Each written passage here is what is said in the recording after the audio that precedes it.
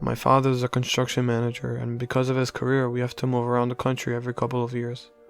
In my 15 years, I have lived in 6 different states: New Mexico, Illinois, Minnesota, Colorado, Louisiana, and now Kansas. This past summer, my father was hired to do work on a project near Kansas. We moved to a small town named Whitewater. That's just about a half-hour drive from the city. It's a quiet, secluded place with nice people, but it's close enough to our hometown that my dad doesn't get stuck in a ton of traffic every day. Anyways, this meant that I had to go to a brand new school where I knew nobody. I understand how it could be a rough experience for some kids, but I'm so used to it that it doesn't really seem to faze me. I'm a sophomore now, and I've only got 3 years left until I go to college.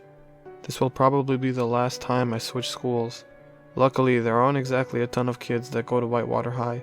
It's not a very highly populated town, and everyone is pretty close. With how friendly everyone is here, I don't think I'd have a lot of trouble meeting some people I could hang out with. The first day of school was actually the first time I'd ever been to Whitewater High. It wasn't too impressive. My last high school in Louisiana was much bigger. The only thing that stood out was a large bronze statue of a baseball player in front with the number 14 on his jersey.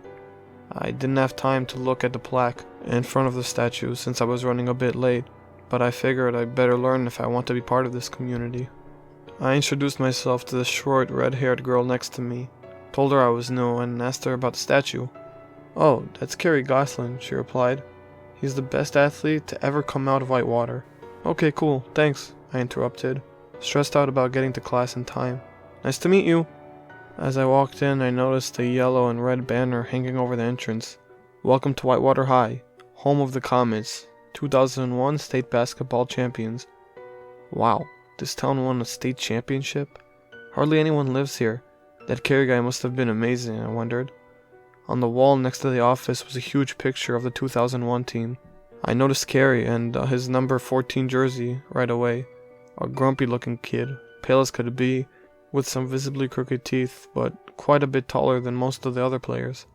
After putting my backpack in my locker and grabbing some books for math, my first class, I realized I had more than enough time until class started. The clock in my mom's car must have been running fast.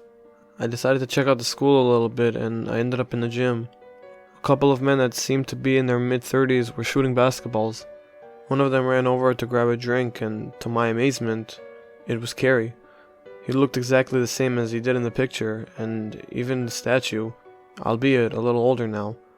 Whoever was hired to make that statue must have been pretty damn good, I thought. He was extremely tall. I realized that I only came up to his shoulder, and I'm not short by any means. "What's up?" he said to me with that same crooked tooth smile. "Hey, are you Kerry?" I asked. "Yeah," he chuckled. "You must be new around here." Duh, of course he was Kerry. How stupid could I be? Why would I ask that question?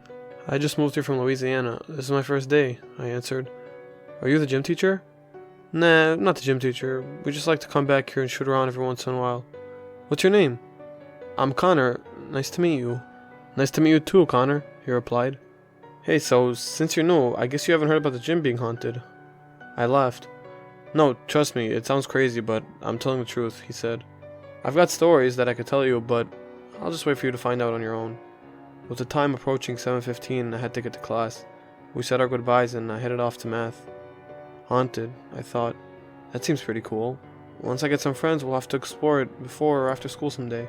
I've heard my fair share of stories about voodoo when I lived in Louisiana, but never saw anything that suggested any of it was actually true. Maybe this place will live up to the hype. I sat down just before the bell rang. My teacher was an older man named Mr. Thomas. He had long gray hair, a mustache, and glasses. He kind of resembled Albert Einstein in a way. "Okay, class, before we get started, I see we've got a new student," was the first thing he said. I guess literally everyone in this town knows each other. After introducing myself, he asked what I thought of the school and the town so far. "I've only been here a couple of weeks, but everyone here seems really down to earth," I said, as he smiled and nodded. "I also just found out that the gym is haunted, so that's pretty cool." Some of the kids in the class snickered. Shoot. Kerry was playing a trick on me. I should have known. "Haunted? Who told you that?" asked Mr. Thomas. "Well, Kerry Groslin," I answered.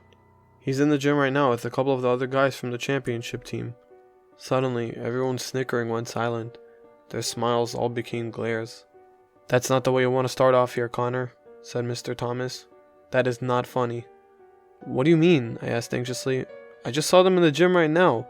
Same guy as the statue and on that picture by the office. I'm sure of it." "Yeah, did you read what it said on the statue or the picture?" he snapped. Mr. Thomas looked angry. "During their spring break trip to Hawaii, the team's plane crashed into the ocean. Carrie and the rest of those guys have been dead for 15 years.